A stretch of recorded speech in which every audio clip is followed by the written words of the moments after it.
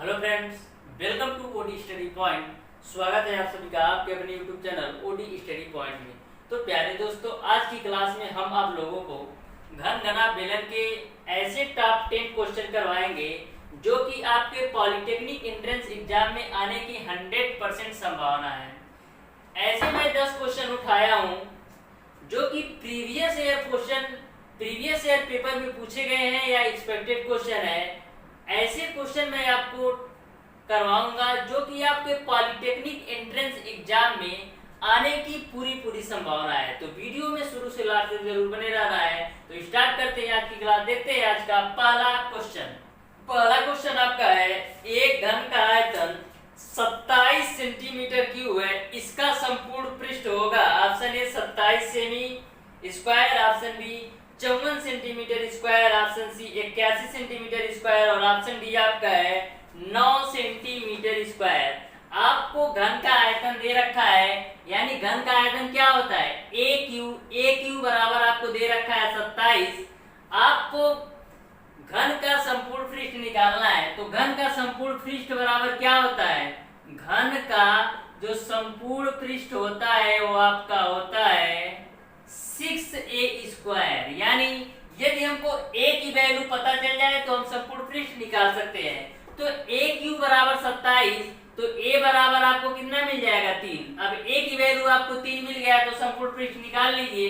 6 a की value 3 उसका square, तो 3 3 का 9 6 54, यानी 54 सेंटीमीटर स्क्वायर हो जाएगा। इस तरीके से आपका ऑप्शन नंबर बी सही हो जाएगा। नेक्स्ट क्वेश्चन आपका है, एक बेलनाकार रोलर का व्यास 2.4 मीटर तथा लंबाई 1.68 मीटर है। किसी मैदान को समतल करने के लिए रोलर को 1000 चक्कर लगाने पड़ते हैं। मैदान का क्षेत्रफल होगा। तो सबसे पहले क्वेश्चन में आपको दे रखा है रोलर का व्यास डी बराबर आपको दे रखा है 2.4 मीटर। तो आर बराबर कितना हो जाएगा, इसका आधा यानी 1.2 मीटर। उसके बाद से लंबाई 1.68 मीटर यानी यल की वैल्यू। तो मेरे प्यारे दोस्तों ध्यान में रखिएगा, जैसे कि आपका ए रोलर ऐसे होता है, इस प्रकार से रोलर होता है। तो इसका रेडियस आपने निकाल लिया 1.2। तो ऊंचाई क्या होगा, जो इसकी लंबाई होगी यही ऊंचाई होगा, लंबाई जो होगा वही ऊंचाई होगा। यानी हमारा जो लंबाई होगा वही ऊंचाई का काम करेगा, जो कि 1.68 मीटर दे रखा है। तो बोला है 1000 चक्कर, यानी n बराबर आपका 1000 है। चक्करों की संख्या n बराबर 1000 है। तो बोला रहा है मैदान का क्षेत्रफल। तो एक बात ध्यान में रखिएगा, जो रोलर होता है एक राउंड लगाने में, ये आपका रोलर है तो एक चक्कर लगाता है वो उसका वक्रपृष्ठ के बराबर होता है। तो 100 चक्कर लगाया है तो क्या करना पड़ेगा, 1000 चक्कर लगाया है तो 1000 गुणे आपको इसके वक्रपृष्ठ, क्योंकि एक चक्कर में अपने वक्रपृष्ठ के बराबर घूमता है। तो यहाँ पर आपको हो जाएगा 2 पाई आर एच। तो हो जाएगा 1000 गुणे 2 पाई का मान 22/7, आर का मान आप रख दीजिए 1.2 और यश का मान आपको 1.68। तो 1.68।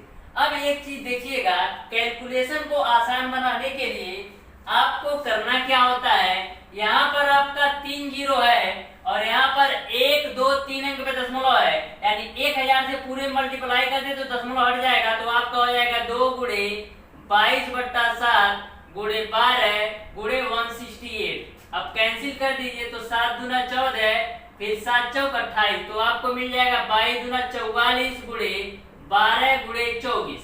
तो इसको आप सॉल्व कर लीजिएगा, मल्टीप्लाई कर लीजिएगा, तो वही आपका आंसर होगा। देखते हैं क्वेश्चन नंबर 3। क्वेश्चन नंबर 3 आपका है 6 सेमी भुजा वाले घन का विकर्ण होगा। तो सबसे पहले भुजा दे रखा है 6 सेमी, यानी ए की वैल्यू आपको दे रखा है 6 सेमी।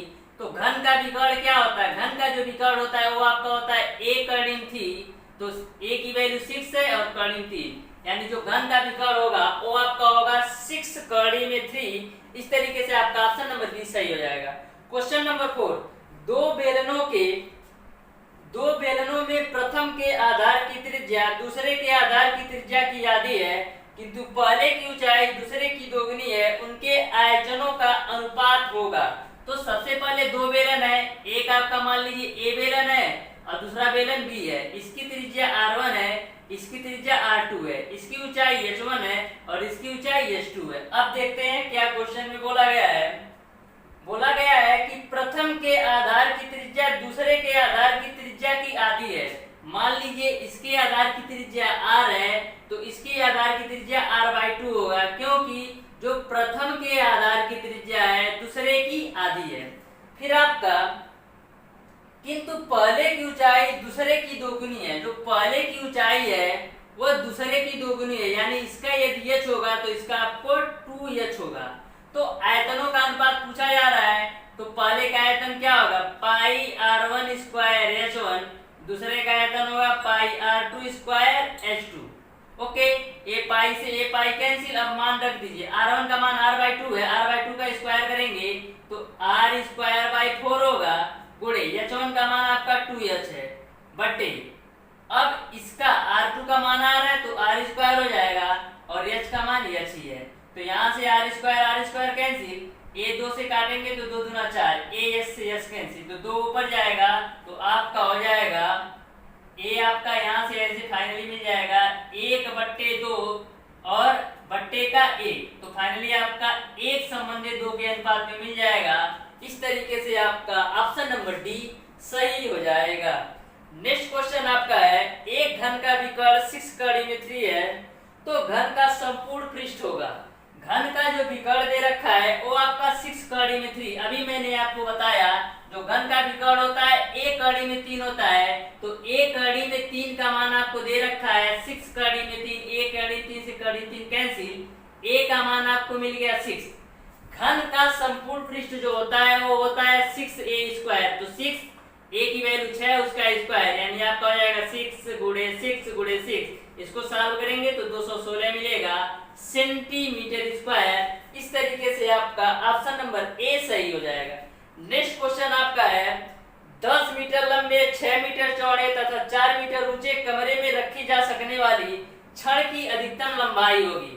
तो किसी भी कमरे में अधिकतम लंबाई की छड़ कौन सी रखी जा सकती है, उसके विकर्ण के बराबर। मान लीजिए ए आपका कमरा है तो इसमें अधिकतम लंबाई की यही छड़ रखी जाती है, यानी विकर्ण के बराबर। तो विकर्ण बराबर आपका क्या होता है, √l स्क्वायर धन b स्क्वायर धन h स्क्वायर। यहाँ पर आपको l की वैल्यू दे रखा है 10, तो यहाँ पर 10 का स्क्वायर कर देंगे 100 और b की वैल्यू 6 का स्क्वायर करेंगे 36 और h की वैल्यू 4 दे रखा है, 4 का स्क्वायर करेंगे 16, इसको ऐड करेंगे तो आपको मिलेगा 152।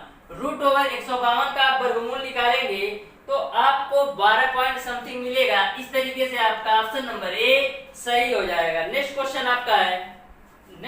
आपका है, किसी घनाभ के 3 संलग्न फलकों के क्षेत्रफल क्रमशः p q r है, इसका आयतन है।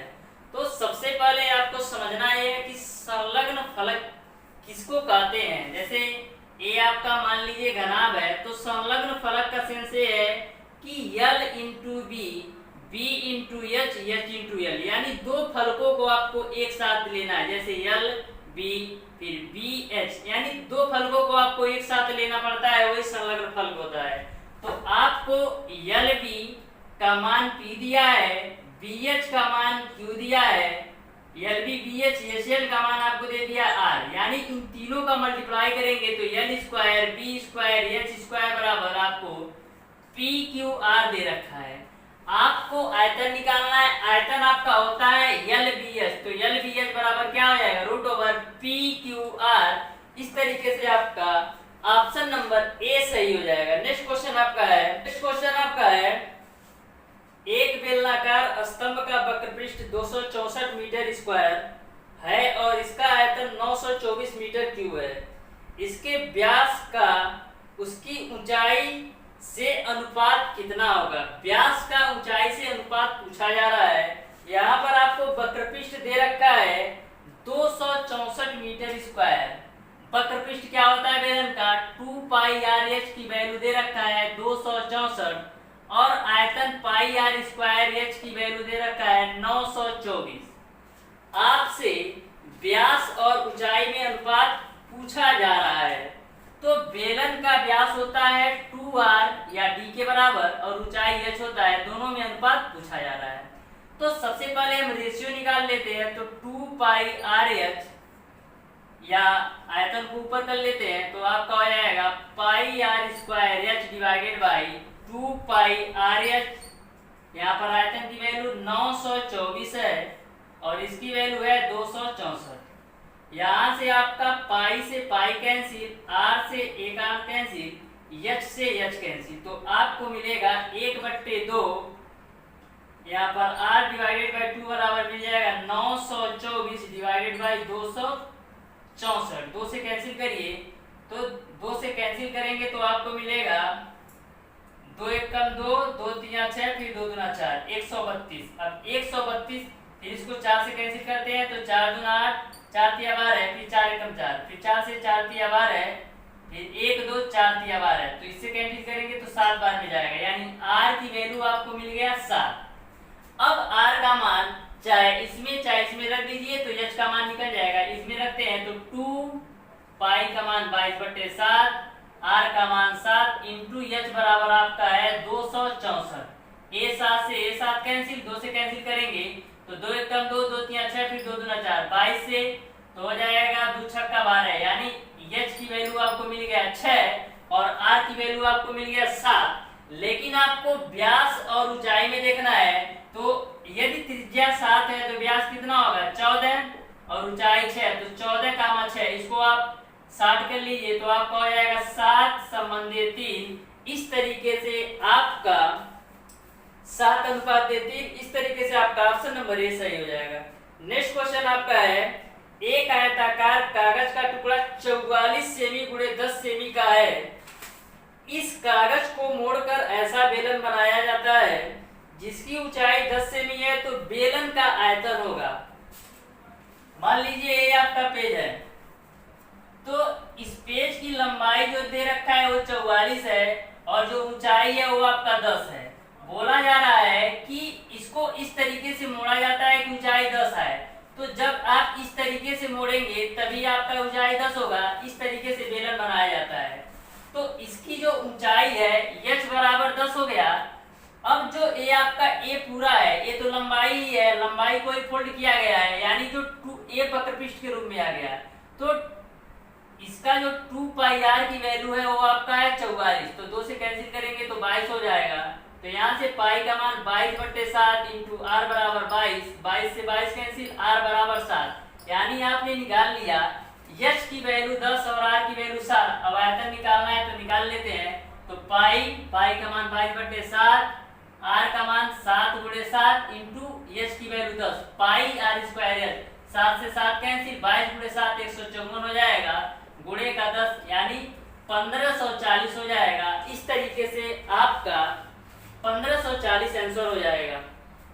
नेक्स्ट क्वेश्चन आपका है, एक आयताकार 3 सीट जिसकी साइड 22 सेमी गुणे 16 सेमी को मोड़कर एक बेलन बनाया जाता है, इसकी ऊंचाई 16 सेमी है, बेलन का आयतन है। तो जैसे मैंने आपको क्वेश्चन नंबर 9 बताया, सेम टू सेम आपको क्वेश्चन नंबर 10 को भी सॉल्व करना है। उसको भी इन्होंने चौड़ाई की तरफ से मोड़ा है, उस हिसाब से सॉल्व करना है। तो इस क्वेश्चन को आप लोग सॉल्व करके इसका आंसर कमेंट बॉक्स में कमेंट करके जरूर बताइएगा। तो प्यारे दोस्तों, आज की क्लास को यहीं तक रखते हैं। वीडियो अगर पसंद आया हो तो ज्यादा से ज्यादा लाइक, शेयर और सब्सक्राइब जरूर कीजिएगा। बेल आइकन दबाना बिल्कुल मत भूलिएगा, जिससे हमारी लेटेस्ट आने वाली वीडियो आपको मिलती रहे सबसे पहले। धन्यवाद।